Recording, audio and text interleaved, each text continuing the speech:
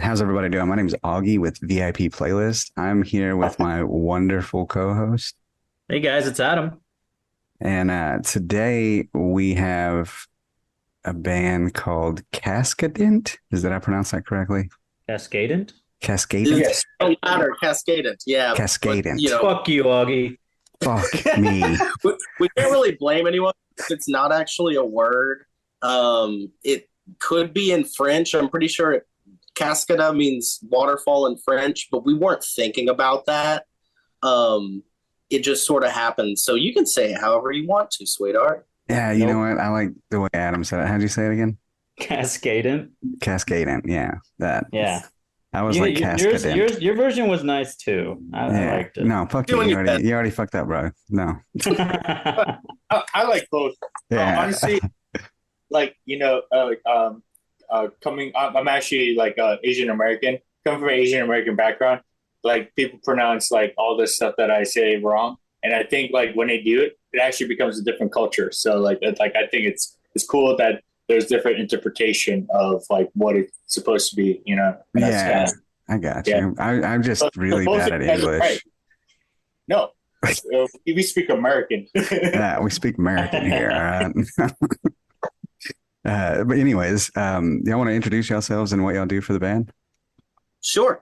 My name is Sam. I play bass and I do co-vocals. My name is Jonathan. I play guitar. I'm one of the songwriters. So okay, sweet. Now, y'all are from Georgia, right? Georgia.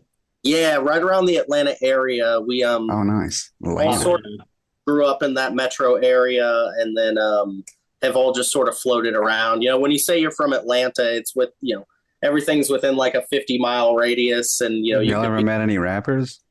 What this week? Well, for me, I work with rappers. Yeah. Oh, like, that's what's up. In my own, and I do like session work for people, but also like I'm actually not from Georgia originally, so like I'm from New York, but I came.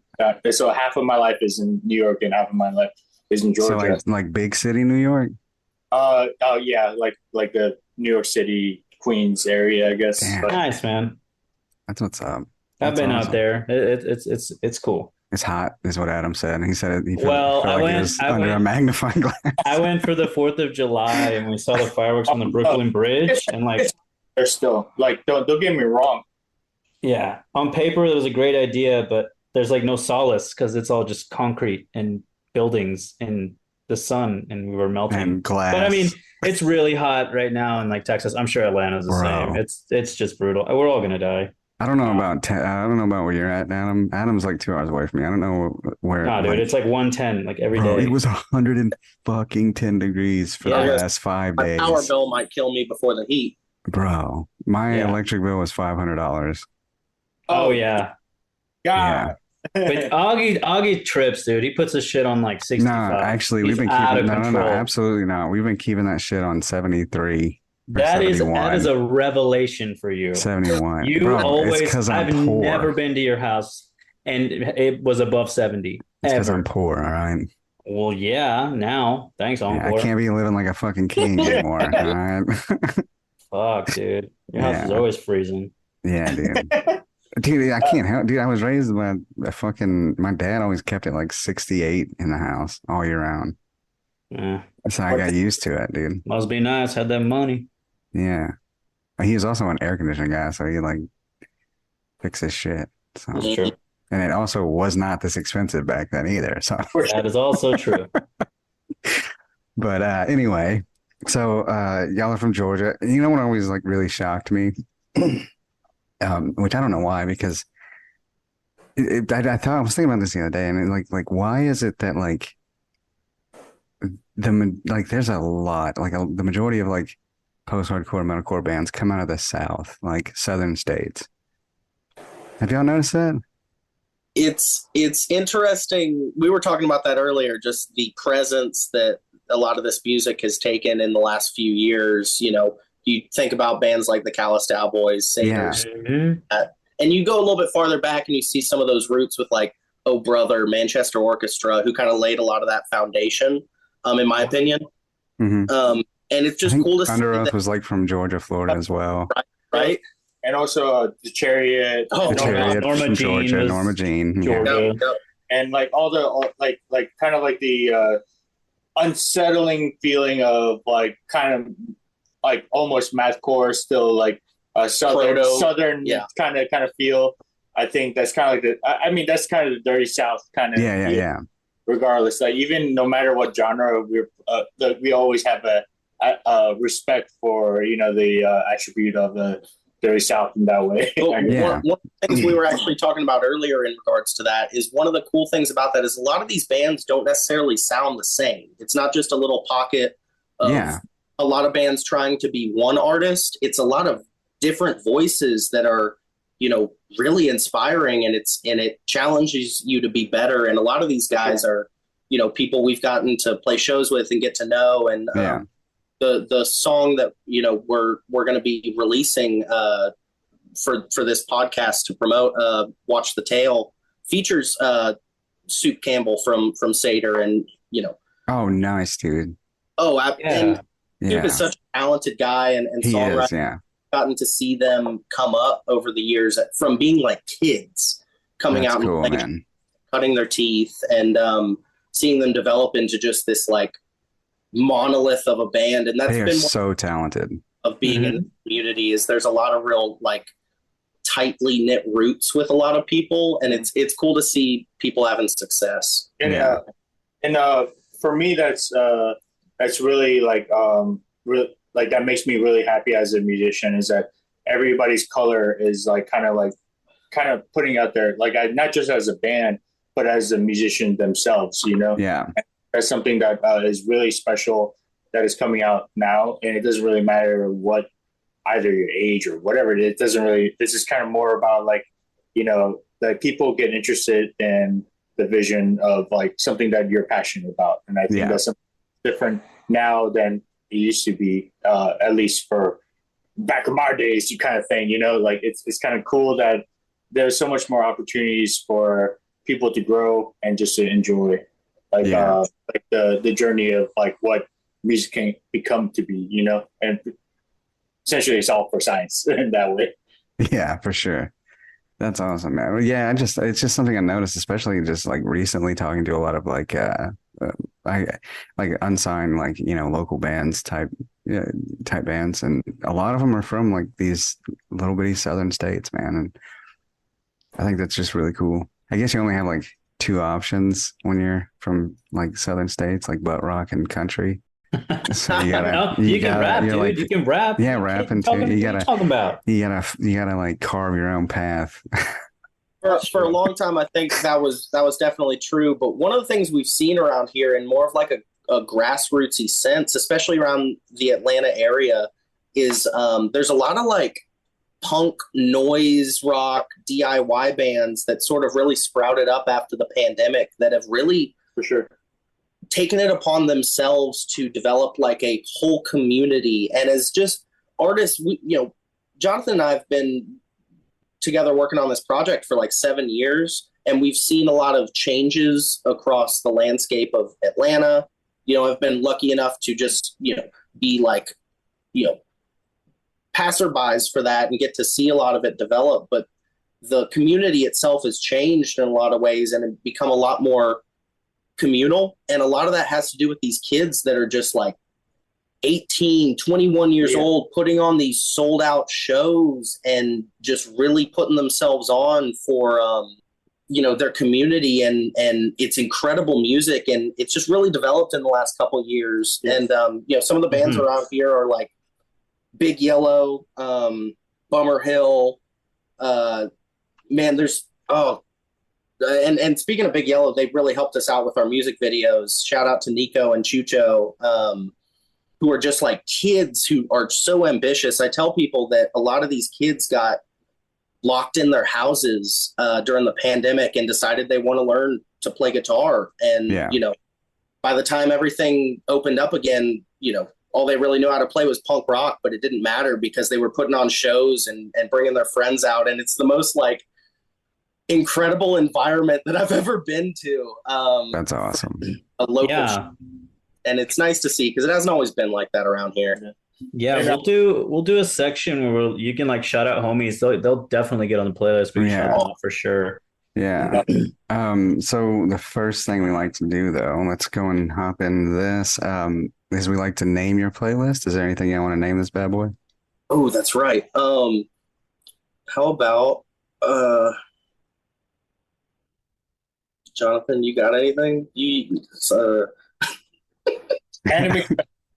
Yeah. Oh, okay. So yeah, one of the anime creditcore is a thing we've been like kind of pushing because we're tired of using genres. It's funny, we were talking about like post-hardcore, mathcore, like a lot of that can mean a lot of different things these days. It's exhausting.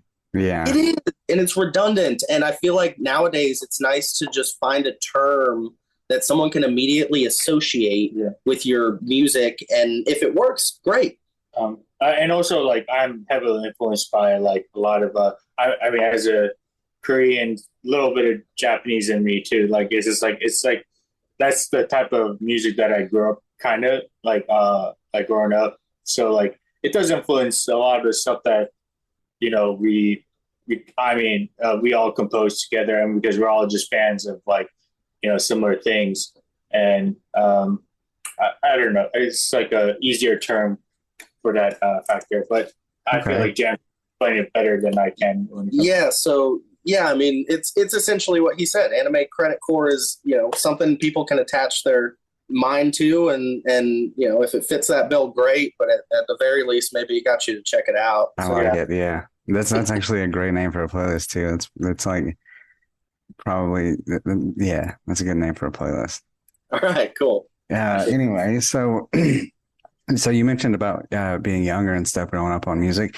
And the first couple of songs we like to put on here are basically music that maybe you were influenced by from like your parents, or like before you could pick your own stuff, just something your parents showed you, something like that. Do you want to start, or do you? It don't matter. So I remember some of the first music I ever owned was Zeppelin records and stuff like that. But my parents had put me on really young to Miles Davis Kind of Blue, and it's like a really influential album for me, just personally, and it's something I put on when I'm just sort of in that mood, driving when it's raining, stuff when like that. when you feel like you need a musical hug. Yeah, dude. Yeah, and sometimes you need that more than often, especially. Oh yeah, man. But, Believe it or not, Miles Davis is not one we get ever. So that's awesome. No, that's I like great. that. We love when we get like different stuff, or if we get certain artists and like you do deep cuts and stuff, like we love that. But by all means, you guys put whatever you want. But this is good. This is great. For me, actually, music has not been like the big part of my life initially, and but when I was probably like around like in the middle school era, like I listened to a lot of classical and jazz, and I think and what started my guitar playing in general was Sonic Adventures, and on Dreamcast. Yeah. Oh my god. Yeah. So like the reason why that I started playing guitar in the first place was because of video games. And then I was just like, oh wow, I want to learn how to play that stuff, and Guilty Gear and all that stuff. And I was just like, oh, that's so cool that like, you can do rock guitar. And then that got me into like the 80s rock era or whatever. And like got me shredding guitar. Did not know how to play in time by any means, but I was trying to learn how to like sweep pick and all that stuff. Like back when I was like in high school and middle school and all that stuff. Do you remember what theme song from any theme songs from the Sonic soundtrack? Actually, from Sonic? Sonic Adventure 2, the main it's actually City Escape. Yeah, that was yes. That was one of our first sort of like bonding moments was talking about that, and that for whatever reason that song specifically also has like a place in my childhood with just visiting family and Dreamcast and going in and seeing people play it and it just sticking in your head for years, and then someone bringing it up just clicks in a weird way. And I Yeah. remember specifically the moment Jonathan said that to me and us just bonding over that song. That was like my initial thing, honestly, like Yeah. to play guitar. And then I got like guitar lessons for like literally a month, and then I stopped doing it, and because my parents were poor and I was poor. After that, I just got on internet and got on these forums, and I just really learned about different genre of music through those aspects. And that was kind of like a really fun adventure for me. And that's kind of like where we are right now. It was your own Sonic adventure. Yeah, my, dude. my own sound adventure. Yeah. I love that game. I love that song. I love everything Sonic. Yeah. So I put the Escape from the City Escape on here. Yeah. Let's get some Miles Davis on here. Flamenco sketches. Shoot. Minko sketches. And then did you want to put some, oh, that's got Coltrane on it too. Starting off strong. Yeah, and Cannonball Adderley. That's who Stop Drop Rewind put on theirs. Yeah. And then did you want to put some Zeppelin on here? Yeah, you could do Good Times, Bad Times. We don't need to go too heavy. That'll work. But I remember distinctly one of the first moments that Jonathan and I had really like connected over music was talking about Incubus. Specifically, they are a enormous influence on me and hearing not just someone that liked them, but like understood what they meant to me as a songwriter and as a music listener. Yeah. Was a huge deal, and that's someone that we still talk about. Incubus Yeah. is a great. They actually apparently they just re-recorded Morning View. Oh, Oh, nice. really? Yeah. I'll Yeah, have and to they're check that out. I don't know if they released it yet, but they're gonna pretty play. Yeah, they're gonna play Morning View in its entirety during the Hollywood Bowl. Yo, that's Okay, crazy. that's very Damn, that's awesome. Yeah, I just saw them in May at that Sick New World Festival, and that was my second time to see them. They're I was gonna say this phenomenal. the other night when we talked about it. We talked about them with Trade Secrets, and I was gonna say this the other night, but we were already talking about them too long, so I didn't. But from the 90s and having bands with like DJs in them. So like Linkin Park and like Slipknot and of course Incubus and Limp Bizkit. I feel like when it comes to like the DJ, I really liked how Incubus utilized their DJ. Yeah. It wasn't like overbearing or anything like that. It was just like, it was like perfect. Like the way they added in the Right. DJ, the turntable well, and shit. and they swapped too. I think there's a lot of controversy over like the funk stuff is better. Whatever. I mean, music is music, however subjectively you Yeah. want it.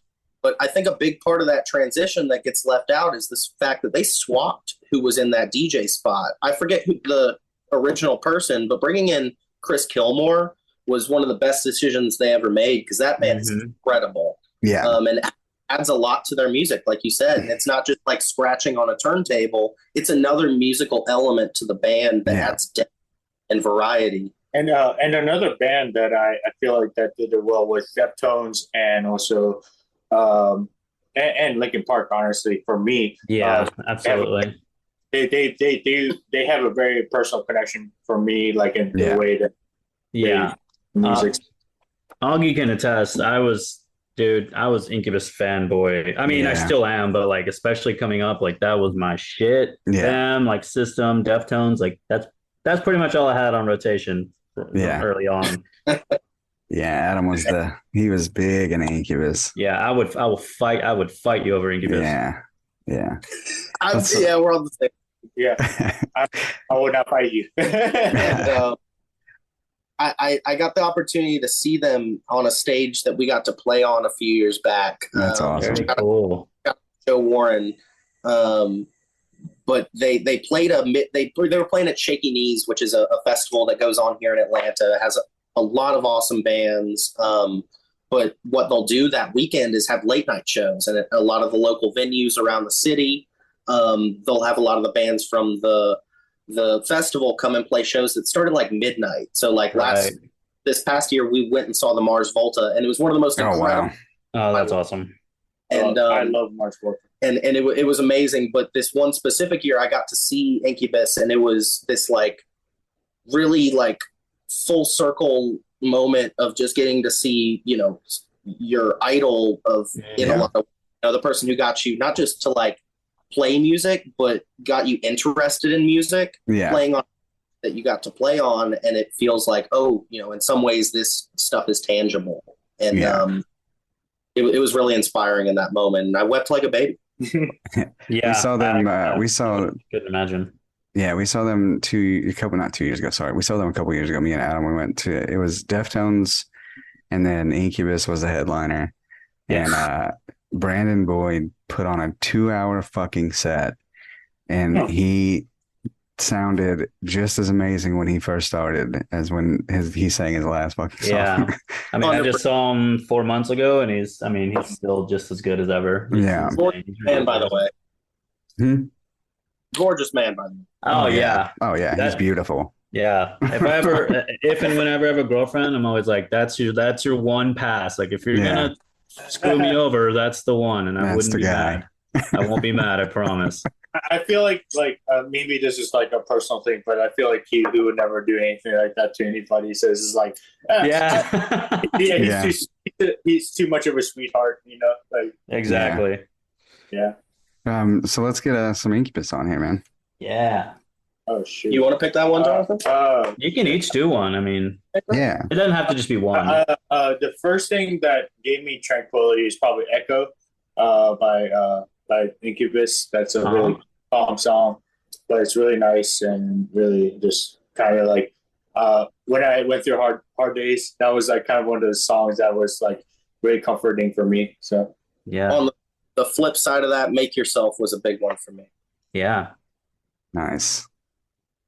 Bangers. Those are both great. And then you said Deftones? Oh, absolutely. Deftones, I don't even know which song I should pick for that one. It's hard. Yeah. If I want an aggressive one, because I'm Korean, I'll say Korea. Yeah. Classic. Awesome. Yeah. Well, that's just not because I'm Korean, because it's just like, it's actually like, I love that chord progression, and it's like aggressive and it's right in your face, and I don't know. And that one and like Bloody Cape is probably like my favorite one. Yeah, Bloody Cape is amazing. I love like dark kind of sounding stuff. So like if you ever hear like anything super dark and Cascadent stuff, it's definitely influenced by some of those dark elements and like Deftones from the past. So like I got you. But also the more melodic elements, like Cherry Waves is one that always has really hit for me. And just sort of dissonant, like, you know, there's some really special that they've done that it's almost like a meme in a way, but I still don't think they get enough credit for the influence that band has on modern sort of post-hardcore and metalcore, and especially with the new metal revival that's been going. Oh yeah. I think they deserve all the credit in the world. And they're still cranking out, like that has been the most consistent band. Exactly. Sure. They still crank out music, and like good music, not just like shit. Like they're cranking out decent fucking albums, you know. Yeah, it's really good shit. Mm-hmm. I think people just try to oversimplify what they do and don't give them their propers. Like, they have a lot of shit going on in their music, and it's never the same album. Like, they're constantly like evolving, but they're still like, it's like, okay, this is still Deftones, but it's not adrenaline over and over and over again. It's like it progresses, and I love that. Yeah, they're amazing. Next up we got Linkin Park. Oh, Linkin Park. Oh shoot. Forgotten for Me. I really like that song. It's actually from like AMV that I first saw when I was like in middle school. Dude, you know what? Everybody can talk shit they want. I fucking love a good AMV, all right? That was from something from Kazaa or like a LimeWire kind of situation. Yeah. That was one of the first things we wanted to do when we started. I love a good fucking AMV, bro. Yeah, we started reaching out to artists through Fiverr to commission some AMVs, and it's something we'll be releasing to promote one of the next singles. But once you see your music actually attached to these like images that you grew up with, it like pulls this certain string and just really, got me sort of emotional and reinforces the anime credit core tagline. Yeah. But it's something that really means a lot in our upbringing. And you talk about musical influences. Those things can, surpass just bands. You know what I mean? Yeah. Pop is a huge influence for us in general as a medium. And the, Tank, the opening of that song is something that is people will come to eventually find out is a huge influence on our sound. Yeah. A song specifically. And it's nice to be able to take influence and, be able to color your work with a variety of mediums besides just, one dimensional sort of just one specific band or anything like that. It's a variety of things. You can have food inspire your art if you want. It's all creative. The last one I got wrote down, I put Tank on there too, by the way, but the last one I have wrote down is the Mars Volta, and then I got another good question for you guys. So. Well, Mars Volta is a band that definitely inspired me to kind of take it seriously, I guess. And because they take a certain type of role in the sense of like unconventional way of making conventional music almost. It's like hey, like we can make this pop. Bro, yeah, we've talked about this a lot and how they're like the Louse in the Comatorium came out in like 2003. My life. And bands are like just now catching up to that fucking sound. Like the influence that bands like the Mars Volta and specifically at the Drive-In had on modern day bands, you see a lot in the like Swancore crowd is that like, oh God, Omar just had so much of an influence. And for me, like the Louse was the album that actually changed my life. It is just a classic fucking album. And then made me really like wanted to dive into the craft of like composing music and actually like really diving into the culture of it and actually really like getting the integrity of what is supposed to sound in that moment or whatever. But I'm subjective, but it's just for me personally as an artist, that's something that really changed how I viewed stuff. As opposed to just playing guitar, just being like, hey, like I play guitar or whatever and all this stuff. It's more like something that I feel like that is a huge entity of my, like the way that I want to approach music is like, hey, this is a whole big picture that's outside of me, and I want to create that as much as possible. And I think that's an inspiration, and I credit them wholeheartedly. I remember back in September, it was the first date of their like reunion tour they had in Atlanta, and Jonathan and I got the opportunity to go. And I just remember very specifically, we were at the very top. I don't think there was anyone behind us, in the tabernacle, and it was just. It was so beautiful, and we were holding each other and crying up there. It was a really magical moment to go and see them play live and absolutely kill it. And, they're incredible. They were just the talent of those musicians, man. I mean, how are you in not one but two of the most influential bands in the post-hardcore fucking genre? Like literally. Two of the most influential fucking bands of the genre. It's so insane. At the Drive-In, in my opinion, is probably one of the most, impactful bands on Cascadent. Not even just in terms of, we may talk about it, but especially with some of this more recent material we've put together, Relationship of Command is a huge, huge influence. But even in live performance, that's a band we really look towards. And that's what I was gonna say is like I feel like kineticism. Yeah, I feel like At the Drive-In is like that was like how you're supposed to put on a show. Like that's like how you're supposed to put on a live performance. And then the Mars Volta is how you're supposed to play your fucking instruments. Like That's a great selection. You're speaking to our language. Right Yeah. now. Yeah. At the Drive-In was some of the most insane fucking shows. It was so nuts. But to your point, how about you pick a Mars Volta song? I'll pick an At the Drive-In song. That'll work. Shoot. You know what? Because I feel like it is important to them. This kind of tribute to them. Televators. And Televators? Yeah. I'll do Pattern Against User. Oh, that's a good one. Nice. Listen up, all you VIP peers. And VI players. Goddamn Patreon now. It's so aggressive. I did. We have a Patreon now. Yeah, motherfuckers. And a Discord. Yeah. And a YouTube. Discord. Come But join no webcams yet. No webcams. You can't see our beautiful face. Not yet. Yeah. Shout out to Enormous Adam on Discord. Hit him up if you need a Discord. He did a great job on ours. It looks cool. But guess what? You won't know how it looks unless you join that bitch. If you would, please join our Discord and our Patreon. It would be really cool of you. We would love you forever. We'd still love you forever, even if you don't. Yeah. But you join the Patreon, you're going to get stickers. You get to dehumanize me. Yes. You want to know what that means? Go look at the Patreon. Yeah. Yeah. Yeah. And that's it. That's and it. Subscribe to our fucking YouTube channel. Yeah. Comment. Thank you. Review. Subscribe. We love you more. All that stuff. Do everything that you do for all the people that you love on YouTube. Do it for us too. Yeah. Thanks. We love you.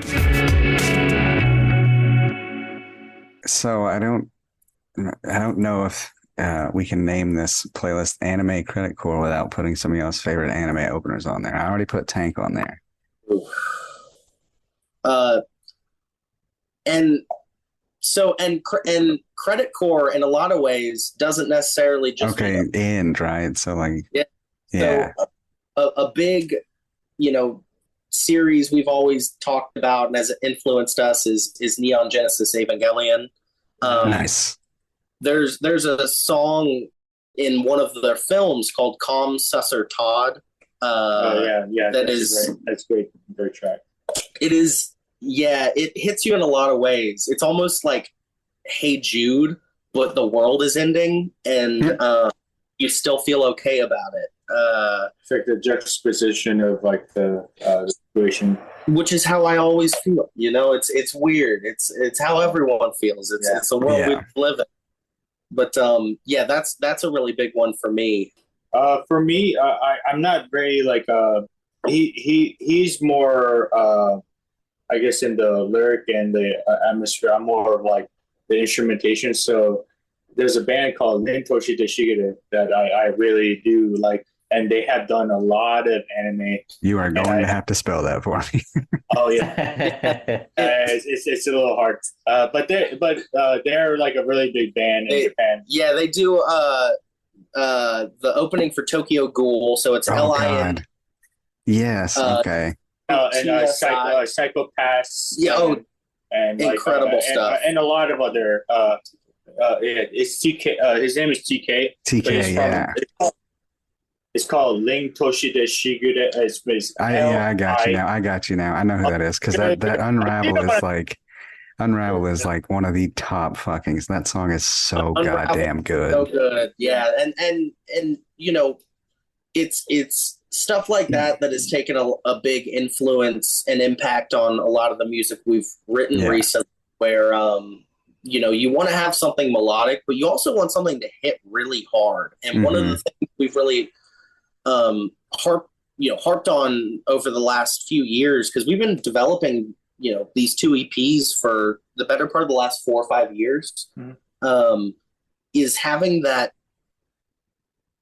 energy, that impact, that punch. And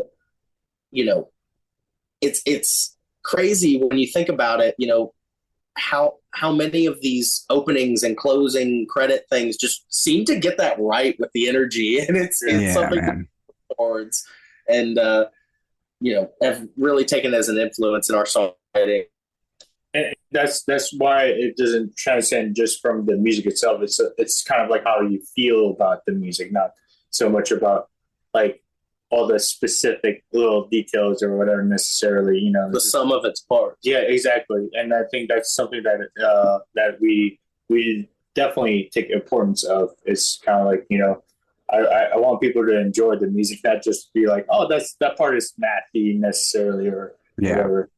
You know, just. I feel like especially specifically with Unravel, he like nailed the entire emotion of like the whole fucking anime and yes. Tokyo Ghoul. Like he was just like, "What's this anime about?" And they told him, and he was like, "I got you, bros." Like he did such a good fucking job on that song.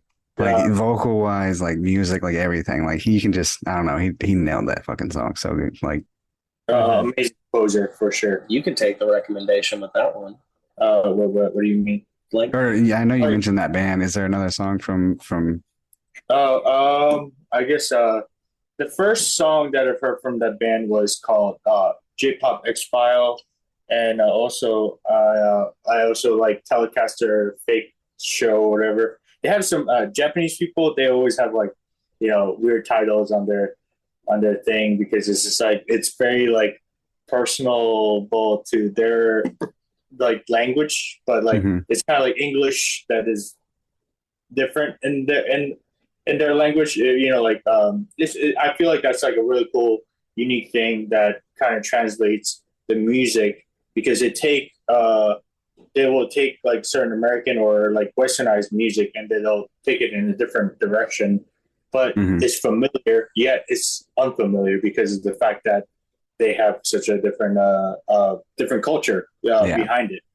And I think that's something that I, you know, as a Korean and a little bit Japanese American, that I do think that it's really interesting to see that like that comes around full circle in that way. So yeah, it's really cool.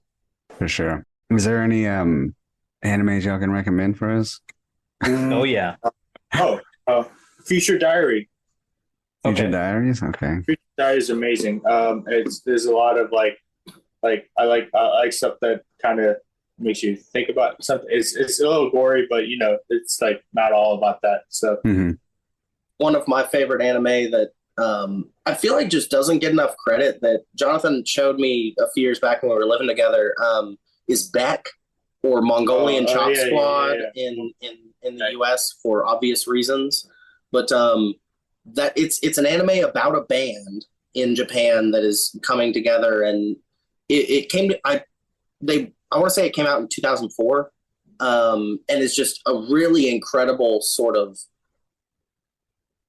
explanation of what it's just like to be in a young band and working together and have egos clashing and things like that and complications and just being a young person. And it's really incredible, and I feel like it doesn't get recognized as much as it should. But a recognized one, Fully Cooley. Oh my God, I love Fully Cooley. I actually have the Fully Cooley album by The Pillows on vinyl. Please put something from that on this playlist because that is an incredible record. Yeah, I love specifically, where is it here? Right on Shooting Star, probably. No, I mean, that's like their most famous one, yeah, for sure.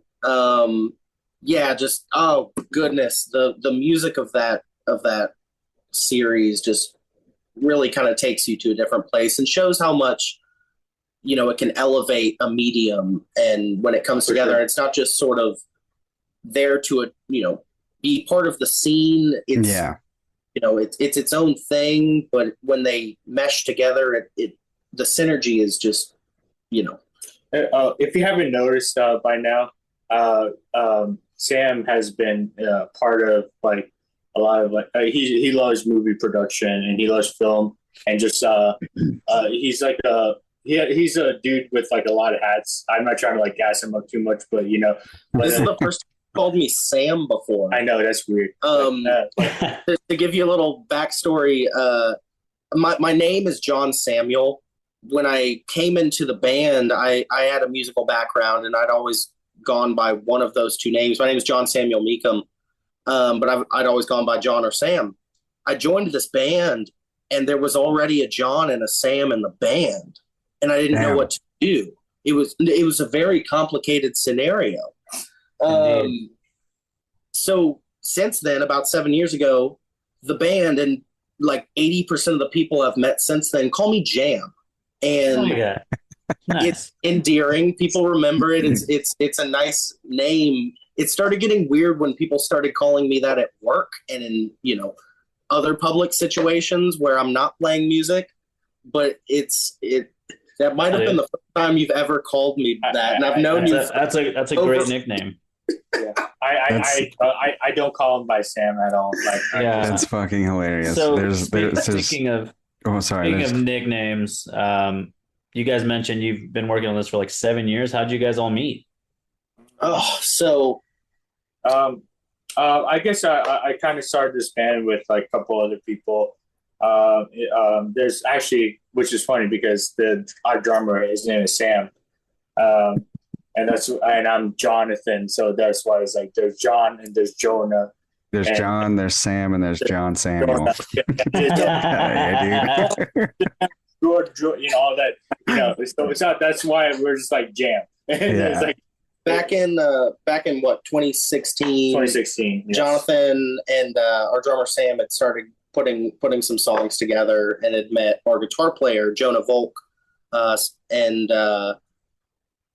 started putting the skeletons together of a lot of the music that we had put out up to this point. And it was, really great compositions. And I remember, I had been a singer-songwriter for a long time and had gone through the rigmarole of promotion and working in bands and, in fighting and just things not working out, and had quit for a long time. And to John's point, had gone to film school and gotten out of that stuff and was out of it for a long time, and then met him at our party at our friend Moose Moda's house. No, it was Corey and Moose Moda. Oh, okay, gotcha. And sorry, I didn't know that whose house it was. And had bonded over just sort of commiserating over musical endeavors and everything. And a couple weeks later, Jonathan had put out a post about them looking for a bassist, and I reached out and we got together. And at that time, I think we were just sort of piecing things together and getting to know each other. But it was, I remember we were practicing in just a storage unit, and it was like 90 degrees and we were all sweating, and it was ridiculous. But it really got me to rekindle my musical nature and appreciate just sort of being around a group of people that challenged me, and seeing the songwriting that you and everyone had put together really sort of inspired me to pick it back up, and it's something I'm always thankful for. So. And I honestly, I could say the other way. Like I'm very thankful for that. Jam has been so he's been working so hard just to they're like making sure that we're all taken care of in different ways. And I don't know, he's the mom of the group. Huh? I'm less of the mom of the group, more of the Phil Jackson the coach of the Lakers. I'm like the Scottie Pippen. I guess Adam thing, all right. I think I'm the facilitator. Someone's got to keep these guys in line, and I got you. It's really cool getting to see, Jonathan's developed over the years as a songwriter in a lot of the ways. We lived together for a period of time over the pandemic, and I remember specifically, we had been working on this EP we were, had together, and things were just moving slow. And it's probably been about 4 or 5 years now since we started it, and everything had shut down in 2020. Jonathan had gotten laid off from his job and was just sort of didn't have anything else to do, and started locking himself in his room, and had gotten Guitar Pro, which is a guitar programming software. I just literally just composed a bunch of, I literally like that year, I just kind of composed like not just for Cascadent stuff, but like just like whatever that I wanted to write, whether guitar is piano music or whatever it is. I'm hugely influenced by video game music, so like I love composition stuff. So like I just started writing a bunch of different stuff over that time period, and I think that's when we started like honing in on like the few songs that like that could work for this album and or this EP.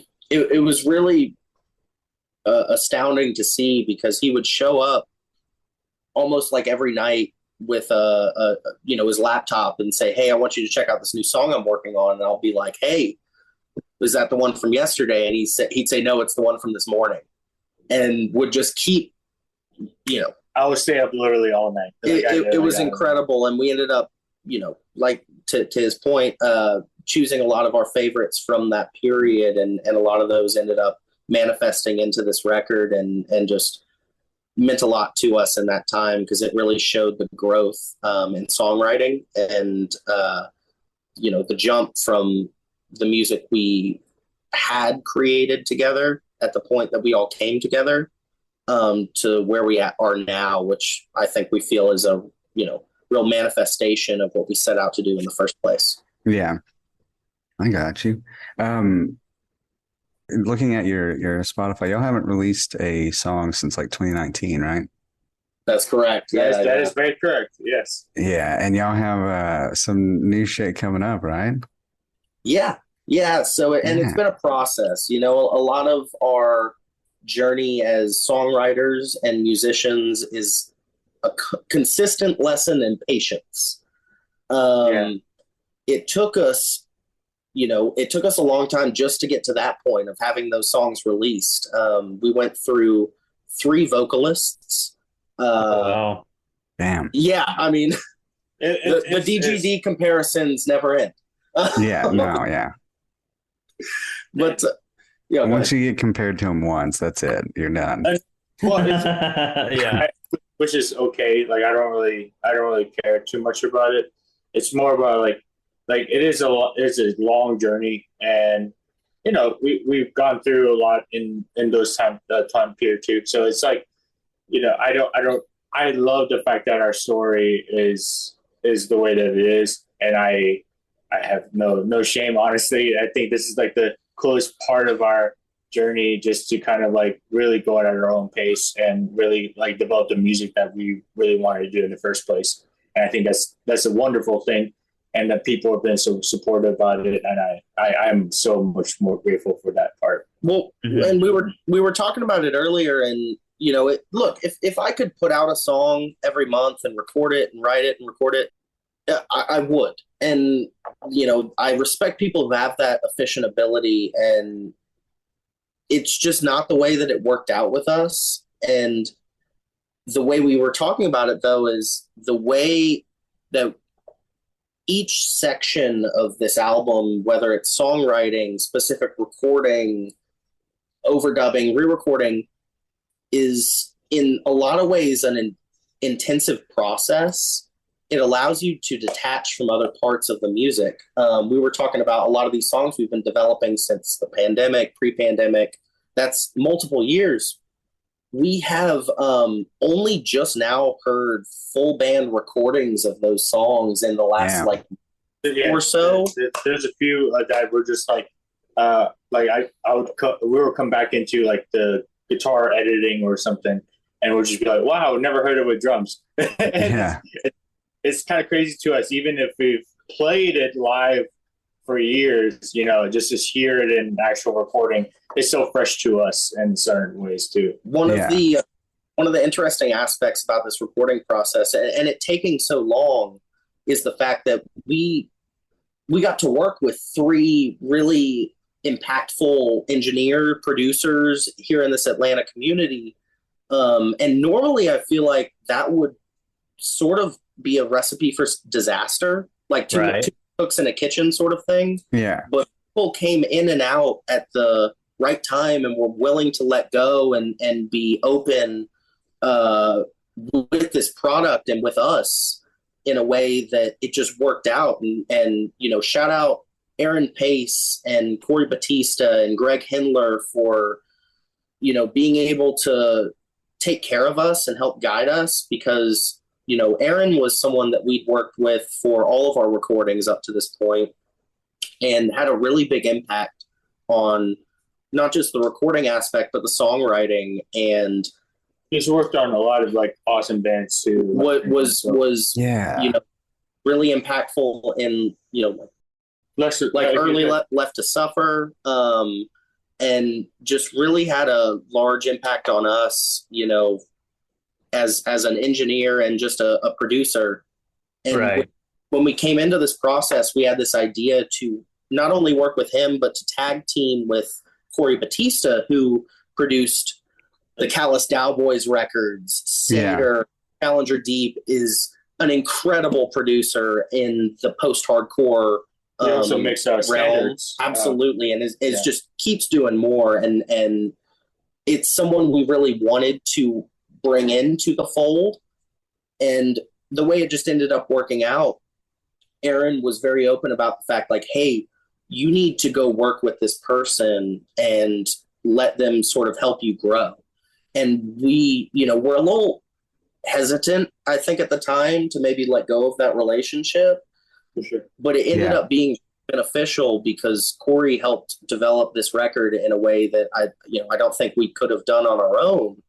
And we came into this and had done a lot of our, recording in-house with David Braden, and had done a lot of our recording guitar wise, and got to a point where we just needed to sort of recalibrate because things just take a long time.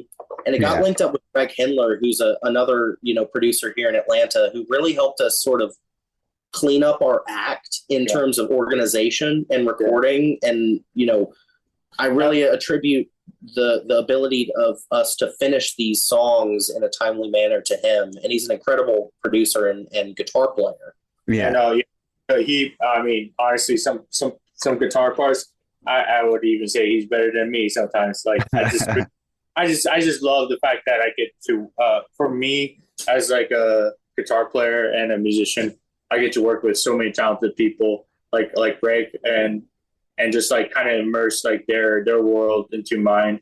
And I feel like, this day and age is kind of great to kind of incorporate, all the beautiful skills that everybody has, Yeah. And like, I think that's like something that I philosophically, I think is amazing to me. I have no ego when it comes to all that stuff because it's just like, the music speaks for itself, Yeah. Yeah. So, what can you tell us about the EP? When is it coming out? So we're hoping to have this out somewhere around October-ish. We don't have a set for it yet. What about singles? Yeah, so the first single we have coming out is Watch the Tail. It's got Soup from Seder featured on it, and it's a very much a proclamation of where we are now as a band. It was the first song we wrote for this process, and it comes out August 15th. Was that was a video y'all sent us? Correct. Awesome. Okay, it's banger. So thank you.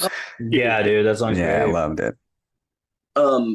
And the second single we have is a song called Sunset in a Sense, which is a little bit of a left turn from that, where, a big direction we wanted to go with this new record was more energized, more aggressive. You hear screaming, like I started screaming on our new material.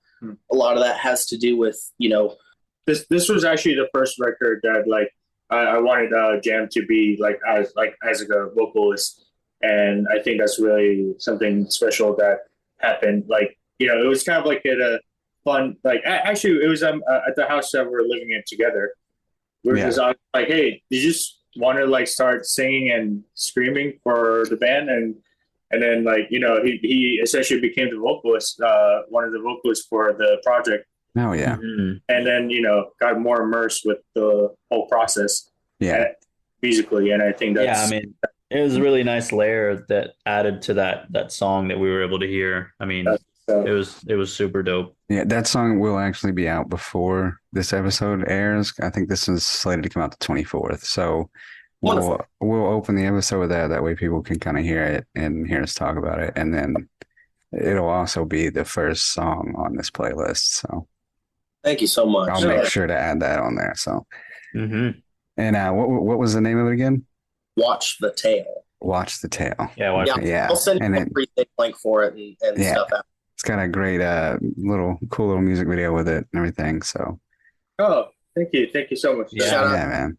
Shout out Big Yellow and Chicho. Those guys are incredible because they're right around the age of 18, 21, and just incredible vision for cinematography and editing. And we couldn't have done both of these videos. For Watch the Tail, Sunset in a Sense also has a video, which is more of a concept. Really excited about. Both of them really contributed to that process. Also, Valeria, Nico's sister, really, the whole team of just seeing kids that ambitious and not only just having the vision for something, but the ability to, put the boots on the ground and make it happen. Shit, I know I wasn't doing a goddamn thing at that age. Same here. I was wasting my time, man. Yeah, I'm getting drunk in a field somewhere. I was just yeah. That's what's up, man. That's badass. Now, honestly, like it was very inspiring for me. Like, and it made me really happy that there are people who are always passionate about the craft, no matter what age they grown up, and then they're to me they're prodigies. They're so amazing what they do. They know that they have a system, and the fact that they're so organized and all that stuff. I think that was really a huge realization that I think that we can really trust ourselves with them. And I think that was a really beautiful relationship that we developed with them, and I'm so grateful for them. Yeah, for sure. So we talked about some of your early memories of music. What was some stuff that you guys on your own, as you kind of were growing up and getting a little older, maybe maybe more in the post-hardcore, since we already have Deftones and Linkin Park and stuff. Yeah. So maybe I don't know if that was high school or whatever age that was, but some other stuff that you guys just really resonated with you, and maybe you sought out on your own. I remember being in high school and getting exposed to bands like Emarosa, Dance Gavin Dance. A big one for me was Circa Survive, and those bands had came into sort of my radar, and at a certain point I went off and did other things and just sort of disappeared from that scene and that musical taste. And I remember meeting Jonathan and sort of getting reintroduced to it, and having someone be like, "Oh, you know what this is? Okay." So there was that connection there. Circa Survive, and it was a huge one for us. Anything Anthony Green has worked on, honestly, has had an impact on us. But Circa was another legend. Yeah, I had tickets to that last tour that finally got canceled. It got pushed back 20 times. The Endless Blue Sky Noise tour. No, the blue Sky Noise. Yeah, and then it got canceled, but because they broke up. So I cried. bands like that. For me, I'm a huge fan of Paul Troy.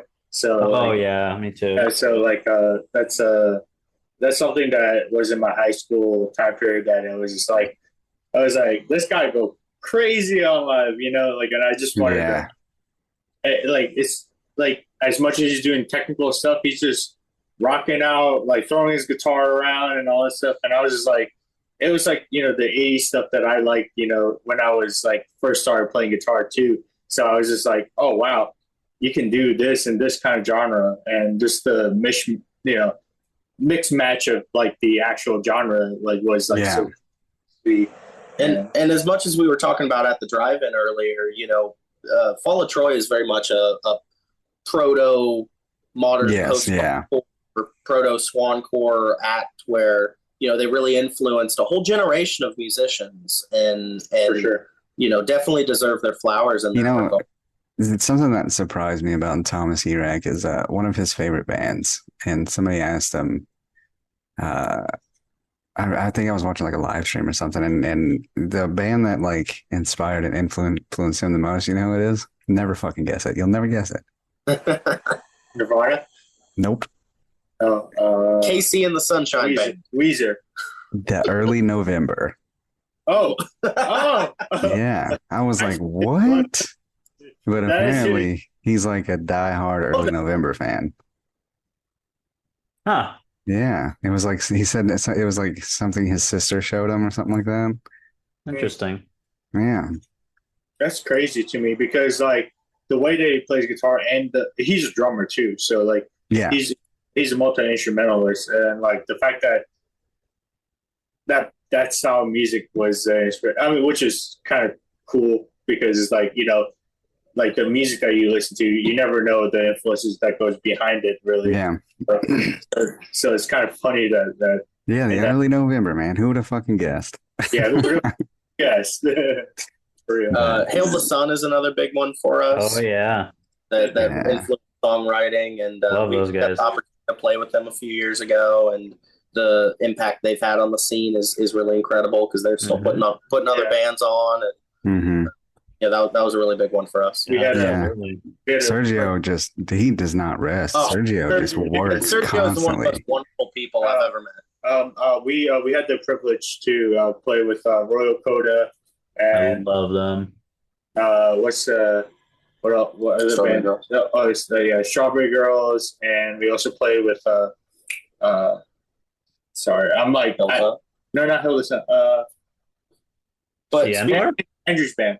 Idola. Idola. I don't. Yeah. Yeah. Oh, Idola. Yeah, That's, okay. that's how we met Sergio, and just talking about someone who's just very like humble and And Makari. Shout out Makari. oh, absolutely. And I And love Makari.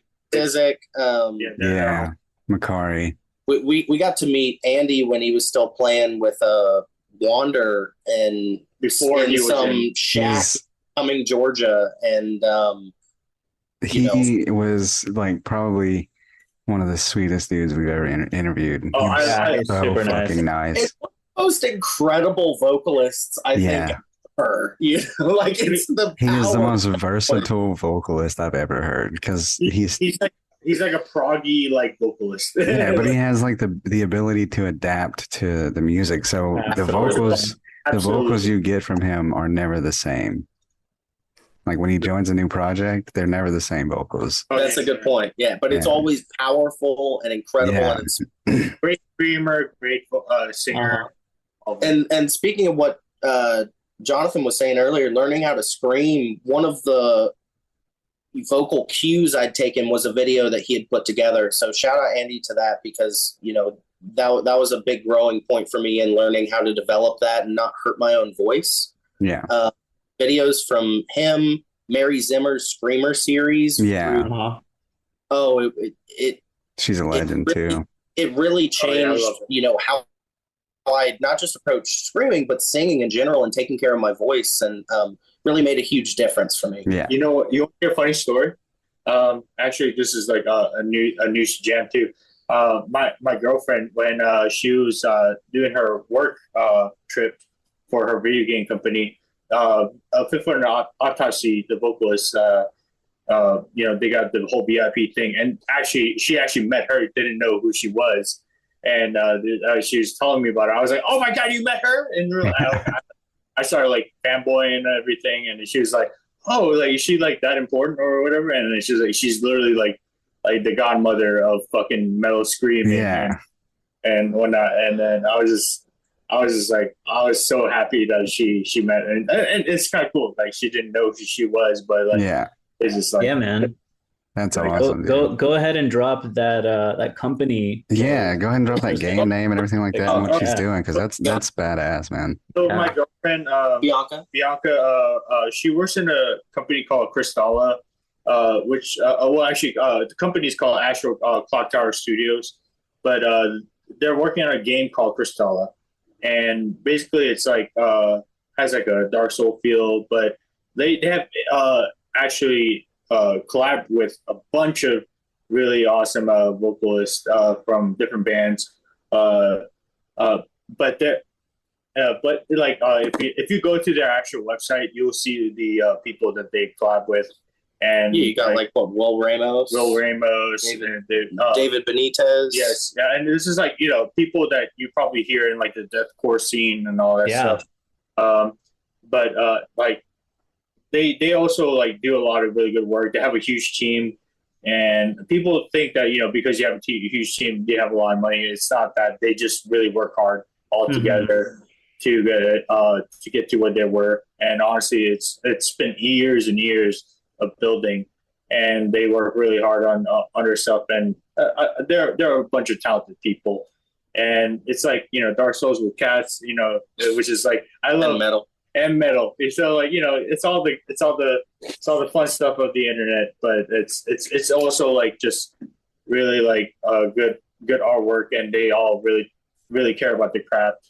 And it's really cool to see that like my girlfriend's world and my world are kind of like in a weird way not colliding, but it's also like perpendicular in a weird way. I don't know how to explain it, but it's really cool that aspect is there for her, and she gets to like she saw a Casey strain for the first time in New Jersey, and she got beaten up and all that stuff because she was near the pit. She did not know who the hell a Casey strain was. And dude. And then she was trying to protect people. And then what? No. You guys know who they are. So it's just like, you go to a show like that. You look out for people if they fall down, but like you gotta keep your head on a swivel and look out for yourself. But that girl held it together though. Like I'm not gonna lie, she was trying to protect like people that was around her because like she's nice, dude. I mean, and also I brought her to a lot of metal shows and all that stuff. So like it was kind of cool that like she tried to do that for other people. Yeah, for sure. But like, shout out Bianca Rivera all the way. Like, that game looks badass, dude. I just found the trailer for it on YouTube. It looks sick as shit. Oh, thank you so much. Yeah, dude, that's awesome. Thank you for checking it out. Really, man. Shoot it over to me. I'll give when you get a chance. I'll check. Yeah, I will. Yeah, it looks dope, dude. I'll pre-order the shit out of that. Yeah. But yeah, I really enjoy the fact that she's doing her craft, and both of us are in that creative aspect, and she has a lot of that company too. Like, so it's really cool to see that, like, how much we're both trying to develop ourselves as people, and I think that's like something that we have to grow to become better at and all that stuff. And I think that's something that's like that's part of self-actualization, and we just know what we like to do for each company or what we do in our personal lives. And I think that's something that me and Jam sometimes we have to kind of do, and I guess being in a band too. So it's really cool to see the development of everything. For sure. We got a bit of a list going. Let's get some of these bands on here. Let's start with Emarosa. Oh, Emarosa. Heads or Tails, Real or Not. Oh, yeah. Nice. Oh, that's a good one. I haven't really listened to too much Emarosa on my end, so. Oh man, they're good. And then we always like to ask this one when it gets brought up because it gets brought up a lot. But what era of Dance Gavin Dance? Well, for me, like I'm from MySpace days, so the first album, Downtown Bad Enough. Yes. There you go. Yeah, love that one. I mean, I was like R&B and metal. Sign me in. For sure. Sign me up, dog. That's it. Yeah. I love like anything that's like has soul in it. I think like growing up into like as a Korean person, we love obviously K-pop has a lot of like R&B, hip hop influences and stuff like that. So like having that was a huge thing growing up too. So like anything soulful is a-okay with me. Yeah. What song from them? Oh shoot. Open your eyes and look north. Yeah. That song is really for me. Yeah, that one's really pretty in the beginning. Yeah, I really love like I like pretty stuff. So like that if you ever hear like the stuff that I kind of compose on my own, I love like really piano-y, very pretty sounding stuff. So nice. We got Circus Survive next. Oh, We how about Get Out for me. yeah, that sounds Yeah. insane. Get Out for you? House of Leaves for me. Nice. I Good on don't that. Yeah. I don't think we get either one of those very much, We so don't, not at that's all. Yeah. good. Do you like Frozen Creek? Yeah. Yeah, that's a really good one because it's shout out to Nova Mora for covering them at live shows. They're like our homies. Yeah. They're like a young new band, but we really love those guys, and they covered that song. The Fall of Troy. Oh shoot, that's a hard one for me because I really like a lot of their older stuff. If I had to pick one song that got me to it, I just got to Symphony going was the first one that was like I was like, okay, well, this is why I should get in this band. So Yeah. Hell the Sun. Alex Split Down. Oh, okay. Yeah. Yeah. Yeah. That one, yeah. That's a very iconic song for them. I feel like they're like, like if you heard that song, you knew it's Hail the Sun. Yeah, for sure. Their Mental Knife album was a big influence for me. Strangers in Our Pictures was a Oh, I love that song. That song it's a is great great. melodic song. Yeah. It's very well put together. It's so beautiful, like the guitar tones and everything. Yeah. Some of these are y'all just rattled off a bunch of bands that y'all played shows with. I didn't know if y'all wanted to add them or not, so I just wrote them down. If you don't want to add them, just say skip Okay. or something. Oh, we'd love to. Royal Coda. Oh yeah. Oh shit. Oh fuck. Which song don't I like? No, hold on, I got you. Oh, A Numbing Agent is a great one. I was gonna say Becoming the Memory. We can do both. Yeah, it's a good one. Actually, honestly, like the whole entire album was really well put together. I mean, you guys are fans of Sergio, so like It was. Yeah, so like anything with Kurt Travis in it, dude, I'll listen to. I don't give a shit. Kurt Travis. I actually love Kurt Travis's like solo stuff too. Yeah. Like, the solo stuff is so good. Like next we got Strawberry Girls. Strawberry Girls.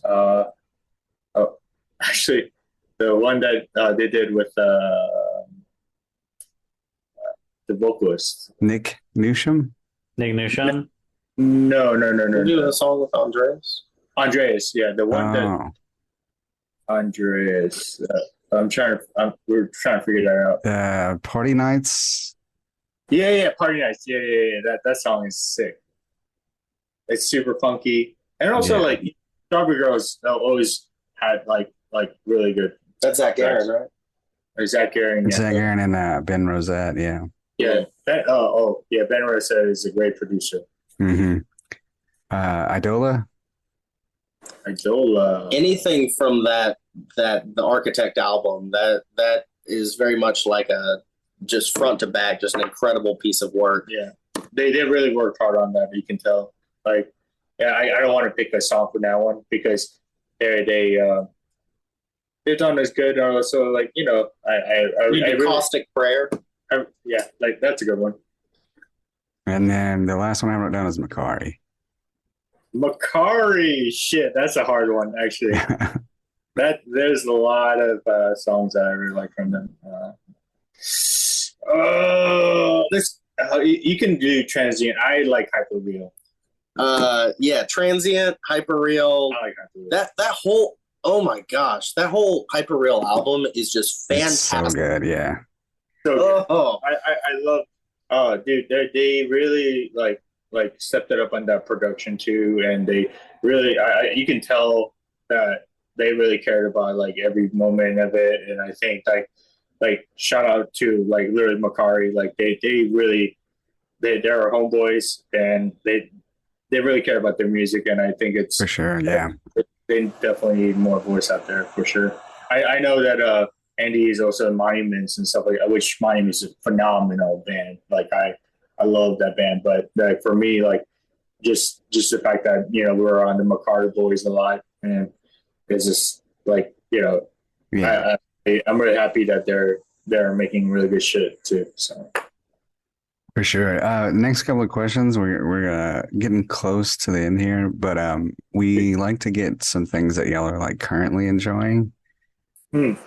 Oh, Like current artists. Yeah, something like Just that. whatever We're you're gonna currently listening to. yeah, whatever you're currently listening to. Like it could be an older artist or just something that maybe just something that you're currently enjoying.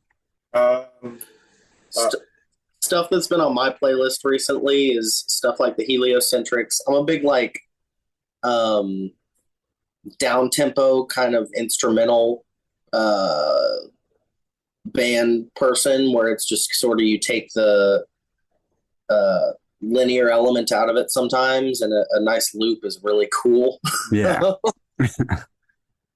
um but at the same time, there's a lot of good stuff out there. I mean, to that point, one of the bands I'd sort of discovered recently, I had found a book called Meet Me in the Bathroom that is about the garage rock renaissance in New York in the early 2000s. So like bands like The Strokes, and TV on the radio, stuff like that, yeahs, and had discovered LCD Sound System and got the opportunity to see them with Idols a few months ago, and it was incredible. So that's something that's been on my playlist recently, is a lot of LCD and Idols. Me, I've been listening to a lot of honestly, like I don't know if you've ever heard of the YouTuber called Scarlord or whatever. Yes.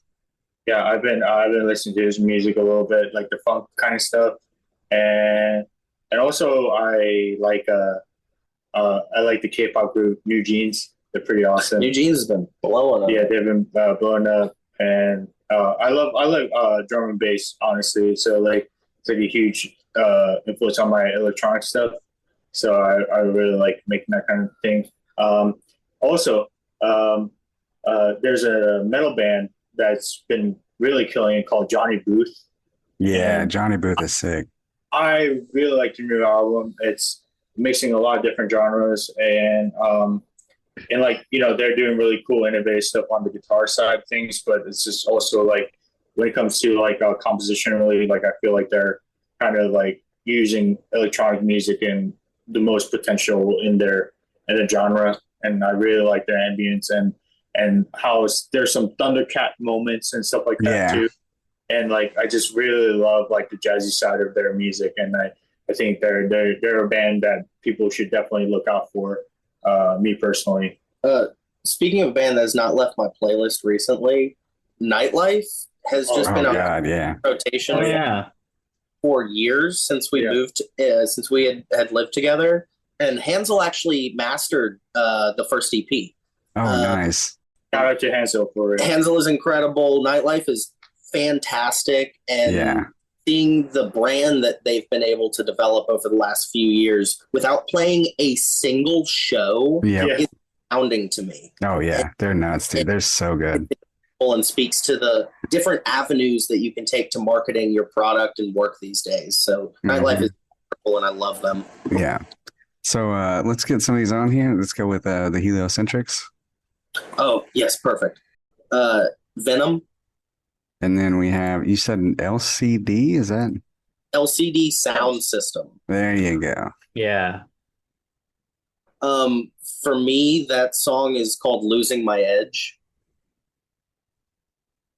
All right. We got Idols. The song is going to be Never Fight a Man with a Perm. Yeah. Scarlord. Heart Attack is pretty cool. New Jeans.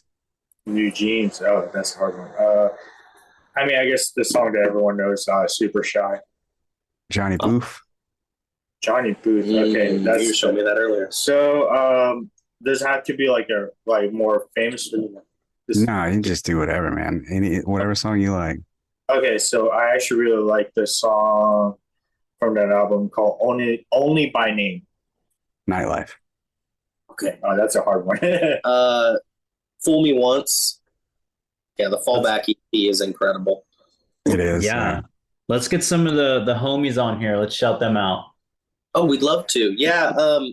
there's a really big scene here in Atlanta of just DIY kids that are putting on incredible shows where there was this sort of weird community around here for a long time where it was a revolving door of musicians on stage, where it was like the same 60 people at shows where you'd show up as like means to get people to come to your shows because that was the only crowd you had to work with. And seeing these kids come out and bring,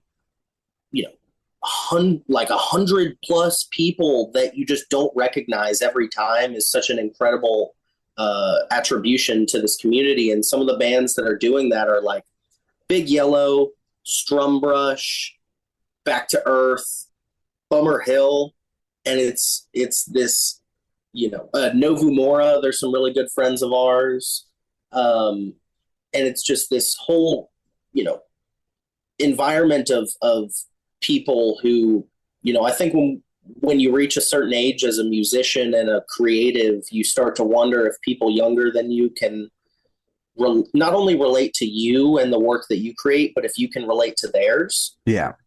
It's really relieving as an artist and just a person to hear, a lot of the work that these people are putting out. They're not just kids. They're grown adults who live their own lives.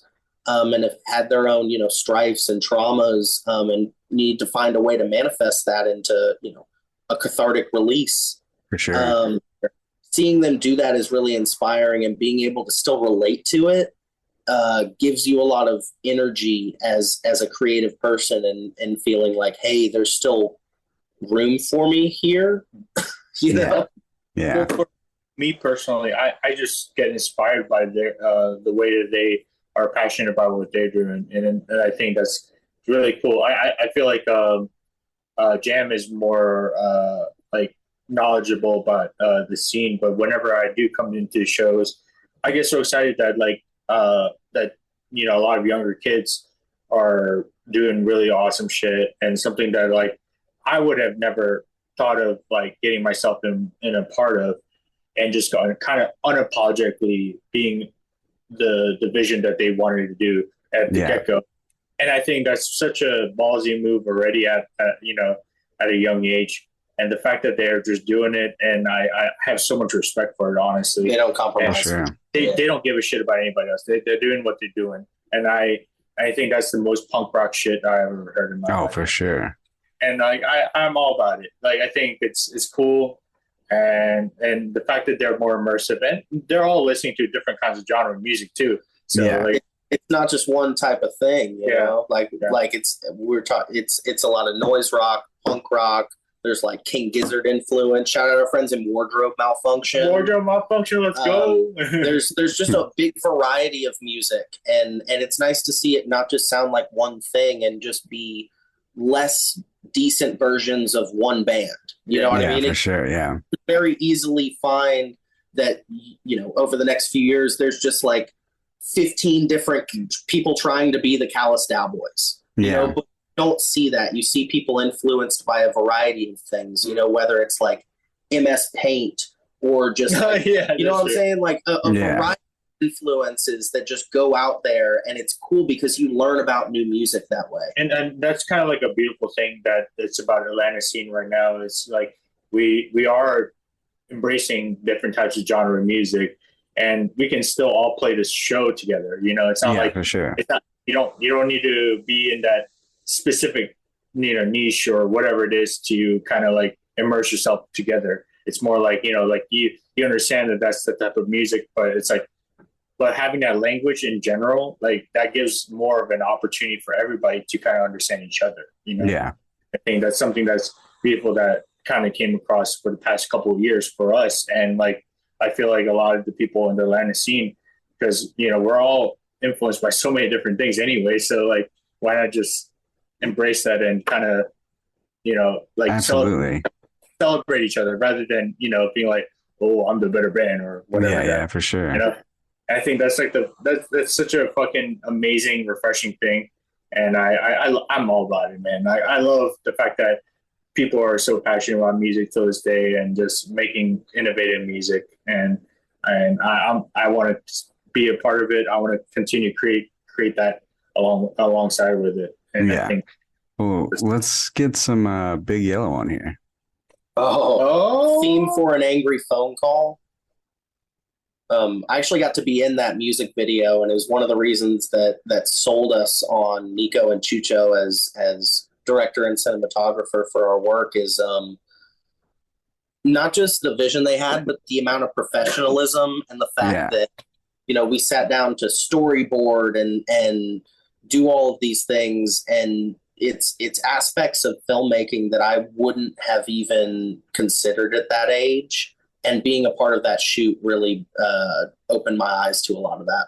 Yeah, really, that's awesome, man. Really awesome stuff, honestly. For me, like, to see that kind of stuff is just like, I feel like a boomer almost in that sense. Yeah. You know, it's just seeing like all this like work that is put into initially just to make sure that there's a guarantee of like how the vision is supposed to be. And it's like, oh, well, that's how it should be, you know, like instead of like always second guessing stuff all the time, you know, which is cool in the spontaneity of like situations. But when it comes to like a lot of things, you know, it's nice to have a little bit of like actual vision for where Strumbrush is next. Yeah, Rewound. They're a wonderful band from this area, more of like an indie pop kind of thing. Foster and Jack Pace, wonderful musicians and people, and just a great attribution to this scene and area. Oh yeah, Back to Earth. Oh yeah, they just put out a new song too. It's called Leroy. Leroy. Oh, it's awesome. It's heavy, and they've made some strides in their production, and it's nice to see people kind of go from more of like a garagey DIY sound to something that, you know, sounds more on the level of the bands that inspired them to do it in the first place. For sure. And that growth is cool. It's next one is Bummer Hill. Yeah, Bummer Hill are some great friends of ours. They're awesome. Jack, Dawson, Rui. They put out an EP last year called City Limit, and they've got a song on there called Flash Paper, All That Hate, that I really love. Some awesome songs. They've got an EP that's, or maybe an LP that's coming out next year that I'm really looking forward to. Novu Mora? Yeah. Oh, Novu Mora is some good friends of ours. They're incredible musicians. It's almost like think a DGD sound with like a incredible female singer, but you know, they're really heavy. Nice. My favorite song personally is 3.0. It's not their most popular song, but the most popular song is Wraith. But I also they have a new song called Good Grief that's really awesome too. All right. And then Wardrobe Malfunction. Yeah. Wardrobe Malfunction is kind of a funny one because they have a lot of different genres on there. Yeah, they color a lot of different palettes. Yeah. It's really cool to see, like, because like we've talked with them a lot. You know, they're very like close friends of ours, and the fact that they do different things. I don't know. It's kind of hard because like all of them kind of feel different. Decrepit Stag is a really good song. That's a good one. That's a really good one. The last thing y'all listened to, what was it? Y'all use Spotify? Yes. Yeah, give us the last song y'all listened to. Okay. Hold on, I'm pulling it up right now. Mine was the Johnny Booth one with actually what's the song? The Mirror. It's not even metal. It's not even their metal song. It's just like a really Oh, mine was Head Over Heels by Tears for Fears. Nice. That's what's up. And then we are, like I said, we're gonna add y'all's new song on here since it'll be out. That'll be the very first song on the playlist. Is there another song that you want to add on from y'all? From y'all's. You said this will be coming out what day, right? 24th of August, right? Yes. Okay.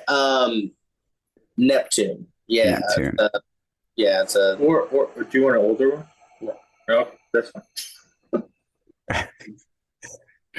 That'll work. And then, so the newer one will be on the top and the Neptune will close it out. And then, Adam, you want to do the rest? Sure. You guys just want to shout out your social media handles to the listeners and just really anything else you got going on. Any shows or anything like that? Yeah. Yeah.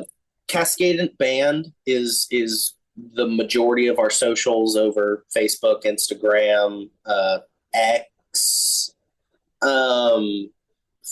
formerly known as Twitter. I don't think we have a Threads at this point.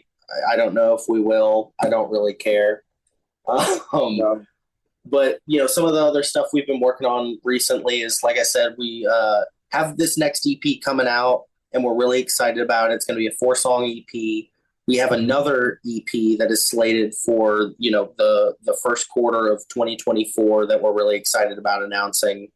And just a lot of other projects. We're going to be hitting the road for a little while with our friends in All I Hear Is Birds. Awesome.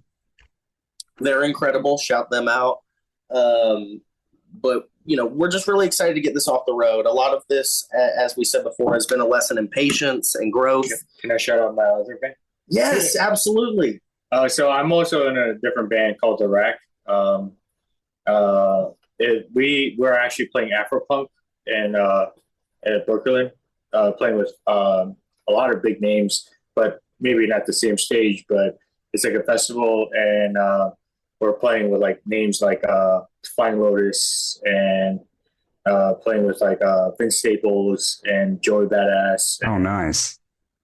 Just like it's probably like the biggest opportunity I've ever gotten, me personally, as a musician. So it's really cool. The Rack is a part of a label called Punk Black, which is kind of going all around America right now. Our boy Vaughn, he's kind of like the I guess the CEO of it, and he's been doing a lot of work all around for representation for Black Americans, for the genre of punk, and whether the genre it varies and all that stuff, but it's really cool, and I really enjoy being a part of it, and I'm very grateful for it. And you want to throw one of their songs on there, man?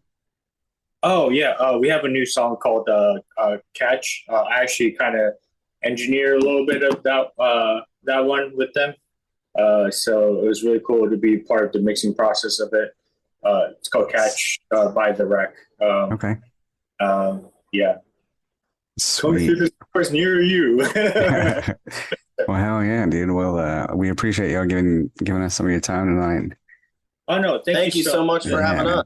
Yeah. This is our first interview, and we're going to do a litany of these over the next 6 months. We've got a whole schedule put together. Sweet. Yeah. We've worked really hard over the last few years to work on the product of this, and the promotional aspect is something that we're still getting used to. So we really appreciate y'all, taking your time for us. Yeah, anytime, of course. Anytime, this was dude. a wonderful experience. Well, thank you. I appreciate Nice. that, dude. Yeah, we are excited to hear y'all's stuff. Your EP coming out, the new song bangs. That'll already be out. Everybody will already hear how hard it bangs. And yeah, man, we'll be in touch, and I'll let you know when this comes out and everything like that. We'll be a little closer to the time it coming out. I'll hit you up and send you promos and everything else. So have I only sent you Watch the Tail?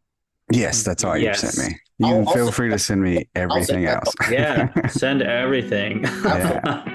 But no, man, thank y'all so much, and y'all have a nice night. Thank you. You as well. Have a wonderful night. Yeah. Thanks. Later.